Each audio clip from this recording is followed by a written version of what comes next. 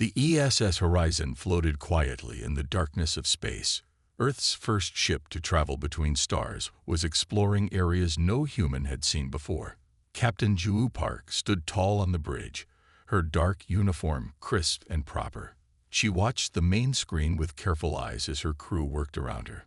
"Captain, sensors show something big coming our way," said Officer Minali, looking up from her station. The science officer's fingers moved quickly over her controls. Ju nodded. On screen. Everyone on the bridge gasped. A massive ship appeared, easily 10 times larger than the horizon. Its hull was covered in what looked like weapon ports and strange technology. "They're trying to talk to us," said Communications Officer Taho Kim. His voice was steady despite the tension. "Opening channel now." The screen changed to show a creature that made several crew members step back. It had green scales, yellow eyes with vertical slits, and a mouth full of sharp teeth. The alien wore some kind of armor with symbols that might be military ranks. "I am Supreme Commander Vex of the Talon Empire," the creature said in a deep, rumbling voice. "Your small vessel has entered space that belongs to us. Surrender now, or we will destroy you." Ju took a deep breath. This was why Earth had sent them. To make contact with other life. But not like this. She straightened her back and looked directly at the screen. "This is Captain Ju Park of the Earth vessel Horizon. We come as peaceful explorers and mean no harm. However, we will not surrender our ship." The creature's eyes narrowed, and its scales seemed to darken with anger. "No one speaks to the Empire this way. No one refuses our commands." The screen went black. For a moment, the bridge was silent. Energy building in their forward section. Minna shouted suddenly. "They're getting ready to fire." Ju didn't hesitate. Full power to shields. Evasive pattern delta. "Tactical Officer Chuno, be ready to return fire only if we have no choice." Officer Chunohan nodded, his hands hovering over the weapons controls. He was young but well-trained. "Their weapons are like nothing I've seen before," Minna reported, her voice tight. "Some kind of energy beam charging." "Helm, take us behind that moon," Ju ordered. The horizon turned sharply, its engines glowing bright blue as it accelerated. The larger ship fired, but the human vessel was already moving. A beam of red energy cut through the space where they had been moments before. "They're following," said Helm Officer Subin Kang. "They're faster than they look." Ju gripped the arms of her command chair. "Engineering, we need more speed." Chief Engineer Woojin Choi's voice came through the comm. "Captain, I can give you a short quantum jump, but the drive isn't meant for combat situations." "Do it." The stars on the view screen stretched and blurred as the experimental quantum drive activated. For 3 seconds, the ship seemed to exist in 2 places at once. Then they reappeared, now several million kilometers away from their previous position. "We've lost them for now," Subin reported, "but I don't know for how long." Ju stood up. "Damage report. Minor stress to the outer hull, but shields held," Junho said. "We got lucky." Taho turned from his station. "Captain, I've been analyzing their transmissions. There's a lot of communication traffic in this region. I'm translating it now," but he paused. "It's not good." "Put it on the main screen," Ju ordered. The bridge crew watched in silence as information began to appear. Star maps showing dozens of conquered worlds. Communication logs between Talon ships discussing slave transports. Images of alien species working in mines and factories under armed guards. "They've enslaved entire planets," Minna whispered. "Some species appear to have been completely wiped out for resisting." Ju studied the information, her face growing harder with each new detail. The Talon Empire stretched across hundreds of star systems. They conquered any world with resources they wanted, and either enslaved the inhabitants or destroyed them. "How soon until they could reach Earth?" she asked quietly. Minna checked her calculations, based on their technology. "Maybe 15 years. Maybe less." The bridge fell silent again. Everyone understood what this meant. Earth, still new to interstellar travel, would have no chance against such a powerful enemy. "We need to warn home," Security Chief Doyan Kang said. "We should turn back now." Ju shook her head. "The quantum comm can send a message, but it would take months to get back ourselves. And just a warning won't be enough. Earth needs to know what we're facing. Their weapons, their tactics, their weaknesses." "Weaknesses?" Shono asked. "Did you see the size of that ship?" "Everything has a weakness," Ju said firmly. "We just need to find it." Tahoe looked up from his station again. "Captain, I'm detecting scattered signals on hidden frequencies. They're encrypted, but they don't match Talon patterns." "Other species?" Minna asked. "Possibly resistance groups," Tahoe suggested. "The communications seem designed to avoid Talon detection." Ju thought for a moment, then made her decision. "Set course for the nearest signal source. Maximum stealth mode." "Captain," Doyum protested, "that's taking us deeper into Empire territory." "I know," Ju replied, "but we need allies and information." She looked around at her crew, seeing the mix of fear and determination on their faces. "Our mission has changed. We're no longer just explorers. We may be the only thing standing between Earth and slavery, or worse." The ESA Horizon turned quietly toward a distant star system, its engines running silent. Behind them, Talon warships began to spread out, hunting for the first human ship to ever enter their space, a small vessel that had done what no one had done in centuries, defied the Empire, and escaped. The Horizon drifted silently among the giant rocks of the asteroid field. The ship's engines ran at minimum power to avoid detection. For 3 days, they had hidden here, working to repair the damage from their escape from the Talon warship. Captain Ju Park stood in the engineering section, watching as Chief Engineer Woojin Choi worked on the shield generators. "How bad is it?" she asked. Woojin wiped sweat from his forehead. "The quantum jump stressed the systems more than we expected. We can fix it, but we need time." "Time is something we don't have much of," Ju replied. "The Talons will keep searching." The ship's communication system activated. "Captain, to the bridge," came Tahoe's voice. When Ju arrived on the bridge, she found her officers gathered around the sensor station. Hyunli, their sensor specialist, pointed to his screen. "Captain, I found something strange," Hyun said. "There's a small moon orbiting the 5th planet in this system. It's giving off a faint energy signature." "Talons?" Ju asked. Hyun shook his head. "No, this is different. And look." He magnified the image. "Those look like artificial structures, but they're hidden under the surface." "Someone trying not to be found," said Security Chief Doyan. Ju studied the readings, or hiding from the Talons. "Prepare a shuttle. I want to check this out." 4 hours later, Ju led a small team to the surface of the moon. They wore environmental suits as they walked across the dusty ground. Doyan kept his hand near his weapon as they approached what looked like a natural cave. "The signal is coming from inside," Hyun said, checking his scanner. They had only gone 50 meters into the cave when lights suddenly came on, blinding them. When their eyes adjusted, they saw they were surrounded by armed figures. These aliens were humanoid, but had pale blue skin and large dark eyes. Their weapons were pointed directly at the humans.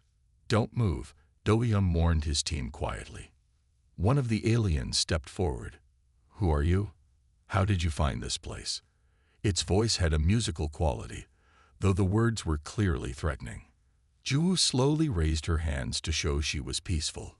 "I am Captain Ju Park of the Earth ship Horizon. We are hiding from the Talon Empire and detected your energy signature." The mention of the Talons caused a ripple of whispers among the aliens. The leader studied them carefully. "Humans, we have heard stories of your kind from the far reaches of the galaxy. But how do we know you're not Talon spies? They have used such tricks before." "Because we barely escaped a Talon warship 3 days ago," Ju replied honestly. "We refused to surrender to them." This caused more whispers. The leader seemed surprised. You defied the Talons and lived. That is unusual.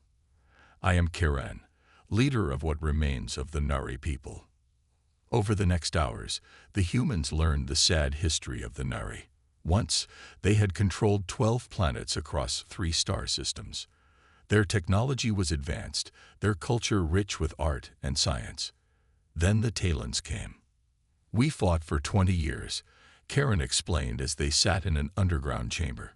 But they were too powerful. In the end, they destroyed our homeworld as a lesson to others. Those of us who survived scattered across the stars. I'm sorry, Ju said quietly. Karen's large eyes studied her. You still haven't proven we can trust you. How do we know you won't betray us like others before? Ju met his gaze. Because we're already enemies of the Talons. And she nodded to Woojin, who opened a case he'd brought from the shuttle. We have technology they've never seen. Inside the case was a portable shield generator.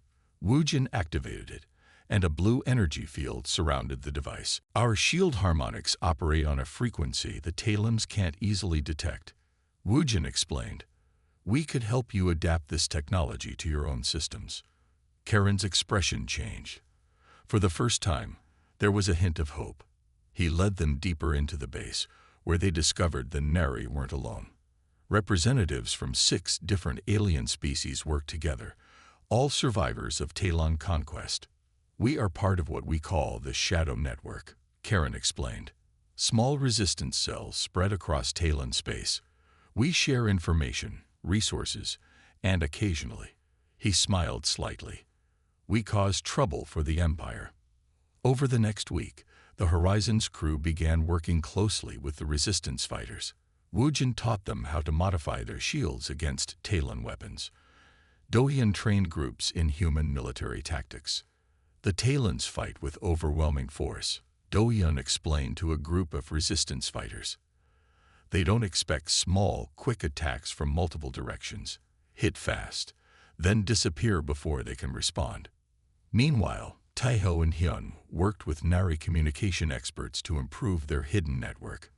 Mina studied Talon technology from captured devices the Resistance had collected. One evening, Karen found Ju studying star charts of Talon territory. You're planning something, he observed. Ju nodded. My planet needs to know about the Talons. But a warning isn't enough. We need to find a weakness.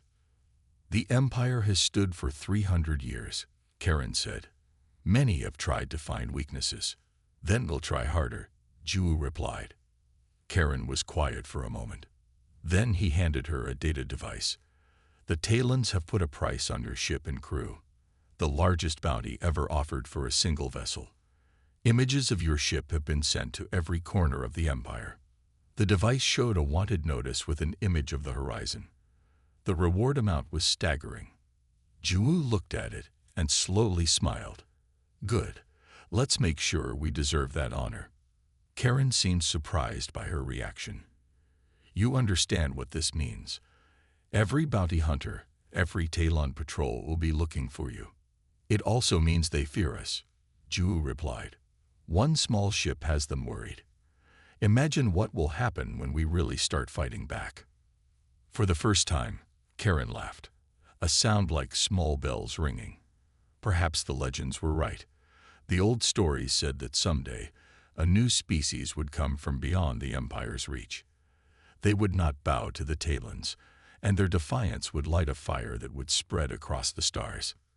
Ju hadn't heard this legend, but she understood its power. Sometimes, hope was the strongest weapon of all.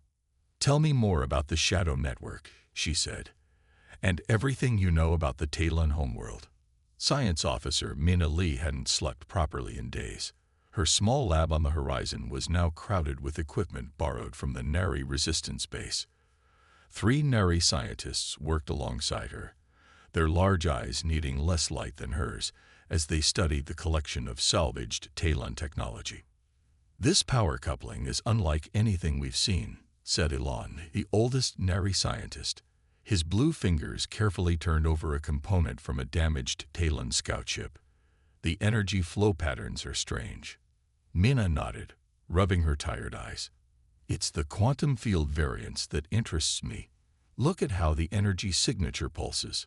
For 3 weeks, they had worked nearly non-stop. Captain Juwu had given them a clear mission. Find a weakness in Talon technology. Any weakness. During this time, the Horizon had joined the Shadow Network in small strikes against Talon outposts, gathering more technology samples after each raid. On the 23rd day, as Mina was running her 15th simulation of Talon quantum drive operations, something unusual appeared in her data. That can't be right, she muttered, rechecking her work. She ran the simulation again. The same pattern emerged. She suddenly stood up straight, her exhaustion forgotten. That's it. That's it. Without stopping to explain to the confused Nari scientists, Mina ran through the corridors of the Horizon.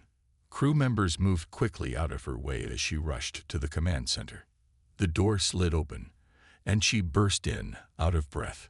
Captain Juwu was in discussion with Tactical Officer Chunho and Communications Officer Toyo. "Captain, I found something," she exclaimed, her words coming fast with excitement. "The Talon quantum drives operate on a specific resonance frequency.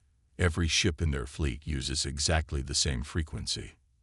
Juwu turned to her, immediately alert. "What does that mean for us?" "It means they standardized their technology across their entire fleet," Mina explained, pulling up her data on the main screen. "It's efficient for maintenance, but it's also a massive vulnerability.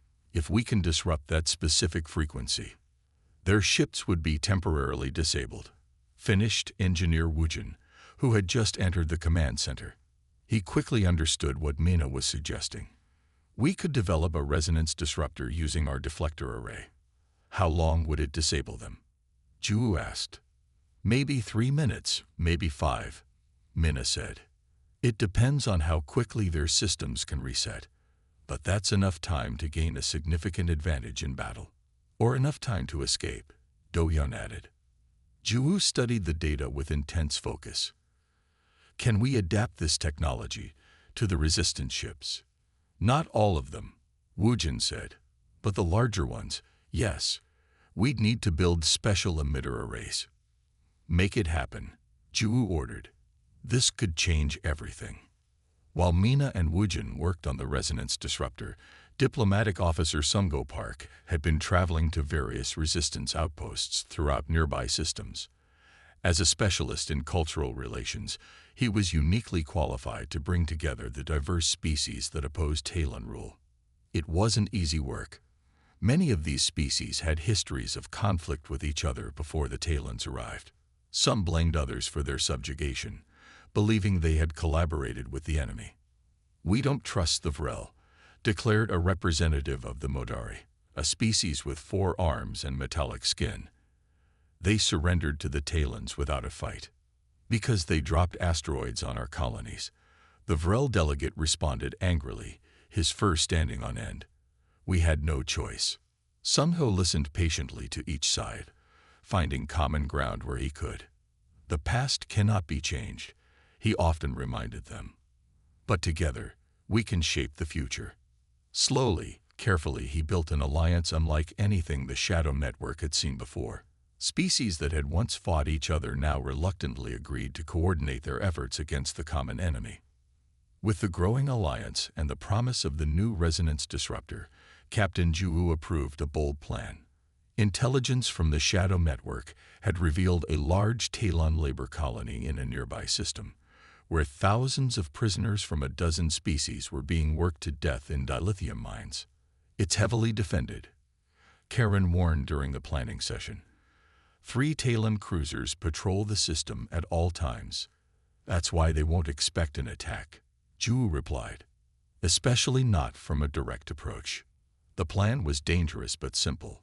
The Horizon would approach openly, appearing to be damaged and adrift. When the Talon ships moved to capture them, they would activate the prototype resonance disruptor. Meanwhile, resistance ships would emerge from hiding places within the system and attack the orbital facilities. 2 days later, the Horizon floated into the Talon labor system, trailing debris and venting plasma like a wounded animal. Talon cruiser approaching. Junho reported from Tactical. They're scanning us. Everyone hold position. Ju ordered. Let them get closer. The massive Talon ship grew larger on the view screen. It was easily 5 times the size of the horizon, its weapon ports glowing with energy. They're hailing us, Tahoe said. Ignore it, Ju replied. Let them think our communications are damaged. They locked a tractor beam, Hyun reported from sensors. They're pulling us in. Ju waited until the Talon ship was at the perfect distance. Now, Woojin activated the resonance disruptor. A pulse of invisible energy spread outward from the horizon. On the view screen, they saw the lights on the Talon ship flicker and die. The tractor beam disappeared. It worked. Minna exclaimed. All resistance ships, attack now, Ju ordered over the secure channel. From hiding places throughout the system, 24 smaller ships emerge, ranging from retrofitted mining vessels to the ancient military craft. They converged on the orbital facilities while the horizon disabled the other Talon cruisers one by one. The battle was chaotic but brief. The combined forces overwhelmed the surprised Talon defenders. Within 2 hours, the orbital facilities were under resistance control. Shuttles began transporting freed prisoners to the waiting ships. Medical officer Jina Yoon worked tirelessly treating the former prisoners. Many were malnourished or suffering from injuries.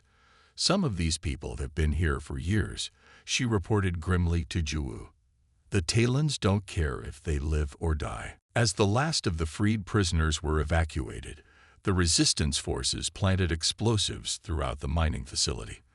The horizon led the makeshift fleet away from the planet, just as the charges detonated, destroying years of Talon work in a series of brilliant explosions. Back at the hidden resistance base, Ju called her senior staff together. The successful raid had boosted morale, but she knew the Talons would respond with even greater force. We've been striking at the edges of their territory, she told her officers. But that won't be enough. Now it's time to take the fight to the heart of the Empire. The casualties could be enormous, warned Gina, thinking of the injured she had just treated. On both sides. So is the suffering of billions under Talon rule, Ju countered, her voice firm but not harsh. We need to end this, not just for Earth's safety, but for all the species the Talons have enslaved. She stood up and walked to the star map showing Talon territory. The resonance disruptor gives us an advantage they won't expect. But we need more than technology to win this fight.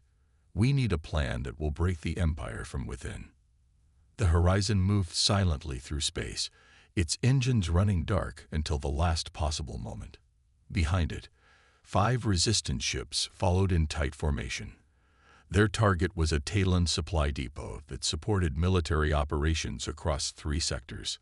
Target in visual range, Junho reported from the tactical station. No sign they've detected us yet. All ships hold position, Captain Ju ordered. Wait for my signal. This was their 4th raid in 2 weeks.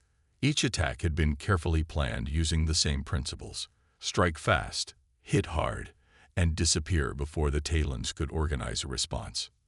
Now, Ju said. The small fleet surged forward, engines flaring to full power. The horizon led the charge, its weapons already targeting the depot's defensive systems. The Talon guards barely had time to raise shields before the attack began. Resonance disruptor active, Woojin reported as he activated their secret weapon. The pulse spread outward, and the Talon ships surrounding the depot suddenly went dark, their engines and weapons disabled. The resistance ships tore through the now defenseless station. Precision strikes destroyed key systems while leaving storage areas intact. Boarding teams away, Security Chief Do-Yun reported. Beginning salvage operations. Within 20 minutes, the resistance had taken everything of value. Weapons, medicine, food supplies. As they prepared to leave, Tahoe detected something important. Captain, I'm picking up communication logs in their main computer. This depot is connected to the central Talon network. Ju turned to AI specialist Yuna Song. Can you access it? Yuno was the newest member of the senior staff, an expert in artificial intelligence and computer systems. She nodded confidently. "Give me 5 minutes." While the other ships loaded the stolen supplies, Yuno worked at incredible speed, her fingers dancing across her console as she broke through Talon security measures. "I'm in," she said finally, "downloading everything I can." When the fleet jumped away 10 minutes later, they left behind a destroyed depot and a gap in the Talon supply network that would take weeks to repair. More importantly, they had gathered valuable intelligence. Back at the main resistance base, Taiho analyzed the stolen communication data. Their entire system depends on hierarchical orders, he explained to the gathered resistance leaders. Every command comes from above, and no one makes decisions without approval. They can't adapt when communications break down. That's why our hit-and-run tactics work so well, Ju added. By the time they receive new orders, we're already gone. The success of these raids inspired other resistance cells. Throughout Talon space, oppressed worlds began to rise up. Species that had been conquered for generations found new hope in the stories of the human ship and its allies. 3 more systems have joined our alliance, Sungo reported during a strategy meeting. The Talon grip is weakening. But the Empire would not fall easily. On the Talon throne world, the Emperor received reports of the growing rebellion with cold fury. "Find this human ship," he commanded his generals. "Destroy it and everyone who aids them." The Talons assembled their greatest fleet, 6 massive dreadnoughts, each capable of destroying a small moon, and dozens of support ships. This armada had only one mission: hunt down and eliminate the ESS Horizon. The resistance network soon brought word of the approaching danger. "They're coming with everything they have," reported Chuno as he studied the intelligence reports. 6 dreadnoughts and dozens of support ships. Nothing this size has been deployed in 50 years. Instead of fear, Jumu felt a surge of satisfaction. "Exactly as we planned." The others looked at her in surprise. "Captain," Do-Yun questioned, "don't you see?" Ju walked to the star map. "They're pulling ships from all over the Empire to form this fleet, leaving dozens of systems with minimal protection." Now the resistance leaders understood. While the main Talon fleet hunted for the horizon, other worlds would have their chance at freedom. "But we still need to survive their attack," Karen pointed out. Ju nodded. "And we will." "Wujin, how many ships have we equipped with resonance disruptors?" 20 so far, the engineer replied. "Not enough to take on their entire fleet in direct combat." "We won't fight them directly," Ju said. "We'll let them find us, exactly where we want to be found." The plan was daring. The Horizon and its allies would wait in the Viridian Nebula, a massive cloud of gas and dust that interfered with sensors. The Talon fleet would have to enter the nebula to find them, spreading out their ships to cover the area. Once they're committed and separated, Ju explained, "We hit them with coordinated disruptor pulses, disable their ships one group at a time, and escape before they can recover." For 3 days, they waited in the nebula, resistant ships hidden among clouds of glowing gas. Sensor Officer Hyun monitored the approach of the Imperial fleet. "They've arrived at the nebula edge," he reported. "They're deploying scout ships first." "Let them spot us," Ju ordered, "but make it look like we're trying to hide." One of the resistance ships briefly showed itself to a Talon scout, then quickly disappeared back into the nebula. As expected, the Imperial fleet began to enter the gaseous cloud, ships spreading out to search the area. "They're taking the bait," Do-Yun said. "Fleet is dividing into search patterns." Ju watched the tactical display as the mighty Talon ships moved deeper into their trap. When they reached the perfect position, she gave the order. "All ships, prepare resonance disruptors. Target your assigned vessel. Fire on my mark." The resistance fleet moved with perfect coordination. Each ship targeted a specific Talon vessel. When Ju gave the command, 20 resonance pulses fired simultaneously. On the view screen, they watched as the massive Talon dreadnoughts suddenly went dark, their lights flickering out as their power systems failed. Smaller ships drifted helplessly, unable to maneuver or fire weapons. It worked. Minna exclaimed. All targeted ships disabled. Begin Phase 2, Ju ordered. While the Talon ships were disabled, resistance vessels darted between them, firing precision strikes at engines and weapon systems. They weren't trying to destroy the Imperial fleet, just damage it enough to delay repairs once the ships regained power. Meanwhile, Yuna had connected to the command ship's computer systems during its vulnerable state. Captain, she reported, excitement in her voice, I've accessed their secure databanks. I've planted our virus in their network. And she paused, her eyes widening. I know how to reach the throne world. I have the security codes for their defense grid. Ju looked at her in surprise. This was more than they had hoped for. Download everything, she ordered. We're leaving in 2 minutes. Before the Talon ships could recover, the Resistance fleet vanished into the nebula, jumping to safety. Behind them, they left the pride of the Imperial fleet in disarray, not destroyed, but humiliated and damaged. And more importantly, they now had the key to the heart of the Empire itself. The ESA horizon looked very different now. Its once smooth hull was marked with scars from battle. Parts of the ship had been rebuilt using technology from 5 different alien species. What had begun as a vessel of exploration had become a symbol of freedom. Captain Ju Park stood on the bridge, looking at the fleet surrounding her ship. 117 vessels of various sizes and designs had gathered for this final mission. Some were ancient warships brought out of retirement. Others were civilian craft modified for battle. All were crewed by beings united by one purpose: to end the Talon Empire forever. Are you ready, Captain? Asked Kiran. The Nari leader now served as Juwoo's second-in-command for this operation. Juwoo nodded. Signal the fleet. We jump in 5 minutes. The plan they had developed was bold but simple. Using the security codes Yuna had stolen, they would bypass the Talon home system's outer defenses. Once inside, they would broadcast the truth about the Empire to every Talon world simultaneously. The Emperor had kept many secrets from his own people, especially the lower castes who made up 90% of the Talon population. All ships report ready, said Tahoe from his communication station. Commence jump, Ju ordered. The fleet vanished into quantum space, reappearing moments later at the edge of the Talon home system. Immediately, alarms sounded across the bridge. Defense platforms detecting us, reported Juno. They're activating weapons. Transmit the security codes, Ju commanded. Yuna's fingers flew across her console. Sending codes now. Everyone held their breath. If the codes had been changed, the defense platforms would destroy half their fleet before they could escape. Defense platforms standing down. Hyun announced after a tense moment. We're clear to proceed. The Resistance fleet moved deeper into the system, approaching the 7 planets that made up the heart of the Talon Empire. They could see hundreds of ships moving to intercept them. All ships, maintain formation, ordered Juwoo as they entered the system. Commence transmission. Yuna activated the special program she had prepared.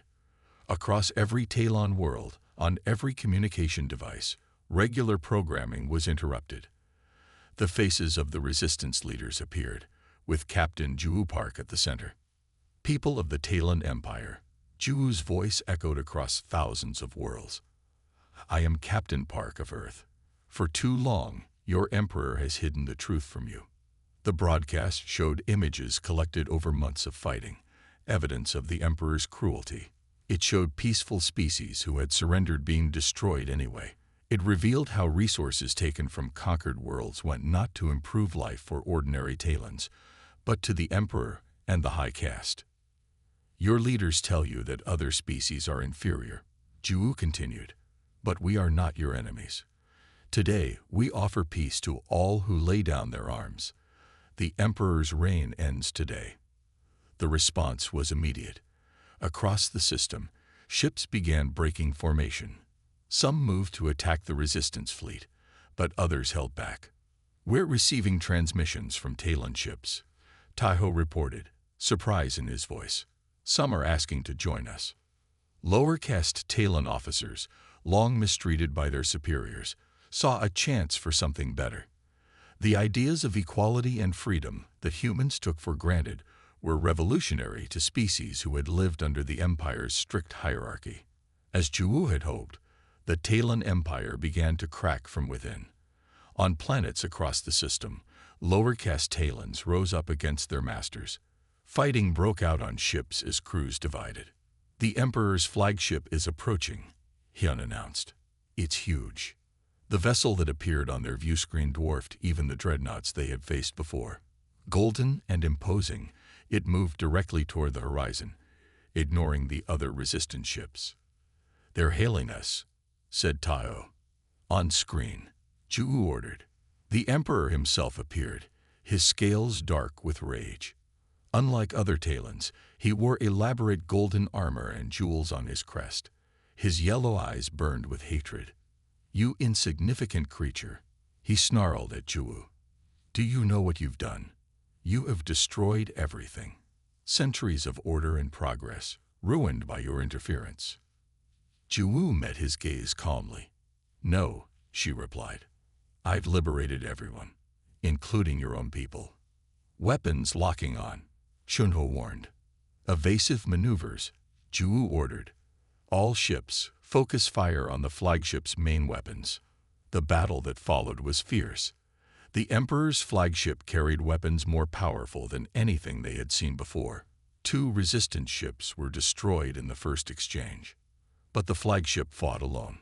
Other Talon vessels hung back, their crews in disarray or actively turning against their commanders. "Their shields are too strong for conventional weapons," Dohyun reported. "Then we use unconventional ones," Juwu replied. "Wujin, is the modified disruptor ready?" The engineer nodded. "Ready, Captain, but we'll need to get much closer." "Helm, take us in," Juwu ordered. "All other ships provide covering fire." The horizon dove toward the massive flagship, dodging energy beams and missile fire. The resistance fleet surrounded them, drawing off some of the enemy fire. "We're in range," Wujin announced. "Fire disruptor," Juwu commanded. The modified resonance disruptor was much more powerful than their earlier versions. It sent a concentrated pulse directly into the flagship's systems. The effect was immediate. Sections of the great ship went dark. Its weapons fell silent. "Direct hit on their power core," Minna reported. "Their main systems are failing." But the Emperor wasn't finished. His ship, though crippled, launched a final desperate attack. A massive energy beam struck the horizon directly. The bridge shook violently. Panels exploded in showers of sparks. The lights flickered. "Damage report," Juwu called out, picking herself up from the floor. "Hull breaches on decks 4 through 7, reported Dohyun. "Emergency force fields holding." "Their weapon systems are offline," Chunho said. "They're dead in space." Across the system, the tide had turned. With the Emperor's flagship disabled and rebellions breaking out everywhere, the Imperial forces began to surrender. Resistance ships moved to secure key facilities and prevent further bloodshed. A final transmission came from the Emperor's vessel. "This isn't over," the Emperor growled, his image flickering. "The Empire has stood for centuries. It will rise again." "No," Juwu replied. "Your empire of fear is finished. What comes next will be built on cooperation and respect." The transmission cut off as the flagship's systems failed completely. Later, they would learn that the Emperor had been killed by his own guards as they tried to flee the dying vessel. In the days that followed, the once mighty Talon Empire broke apart. Worlds that had been conquered centuries ago declared their independence. The rigid caste system that had defined Talon society began to crumble as lower-caste citizens demanded equal rights. 1 month later, representatives from dozens of species gathered on a neutral world to sign a new agreement. The Interstellar Council would replace the Empire, with each world having an equal voice regardless of size or power. Captain Juwu Park signed the charter on behalf of Earth, the newest member of the galactic community. As she looked around at the diverse beings who had once been enemies but now worked together, she felt a deep sense of pride. "We came seeking new frontiers," she said in her address to the gathered delegates. "Instead, we found a galaxy in chains. Today, those chains are broken forever." Back on the horizon, her crew prepared for the long journey home. They would bring news of their discovery, not just of alien life, but of humanity's place in a much larger community of worlds.